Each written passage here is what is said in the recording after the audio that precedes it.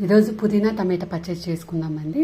ఫస్ట్గా పెన్నం వేడి చేసుకొని ఆయిల్ లేకుండా 1 స్పూన్ నువ్వులు ఫ్రై చేసేసుకుందాము.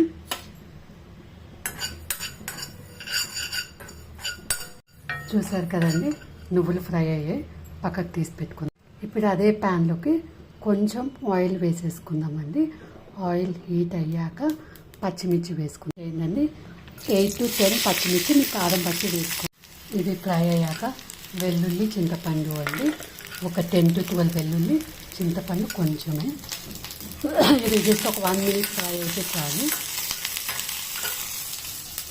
ఇప్పుడు 4 టమాటోస్ వేస్తున్నానండి. టమాటోస్ బాగా మగ్గనిద్దాము. ఎక్కువ మగ్గాల్సిన అవసరం లేదు, ఇట్లా స్కిన్ లేస్తే చాలు. పైన స్కిన్ లేసాక పుదీనా వేసుకుందాం. స్కిన్ లేయాలి అంతే. టమాటో మగ్గాక పుదీనా వేసేసుకున్నామండి.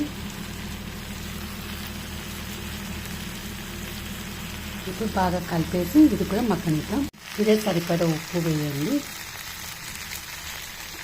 చూసారు కదా, పుదీనా మరీ ఎక్కువగా మగ్గనియకండి, కొంచెం ఇలా మెత్తపడితే చాలు.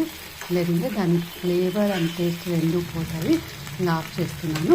చల్లారాక మిక్సీ పట్టుకుందాం. పుదీనా చల్లారిందని ఫస్ట్ నువ్వులు మిక్సీ పట్టుకున్నాను కదా, మరి మెత్తగా కాకుండా కచ్చాపచ్చాగా పట్టుకున్నాను. ఇప్పుడు ఇది మిక్సీలో వేసేసి మిక్సీ పట్టుకుందామండి. పల్స్ మోడ్లో మిక్సీ పట్టుకోండి. ఇంకో చూసారు కదా, పల్స్ మోడ్లో పట్టుకుంటే ఇలా వస్తుంది మెత్తగా. ఇప్పుడు తిరువాత వేసి పెట్టానండి.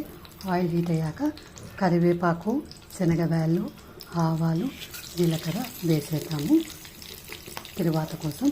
అవి బాగా ఫ్రై అవ్వనివ్వండి. ఫ్రై అయ్యాయి కదండి, ఎండుమిర్చి వేసేసుకున్నాము.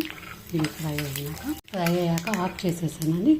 ఆఫ్ చేసేసి పచ్చడి యాడ్ చేసుకోవడం అండి. రెడీ అయిపోయింది.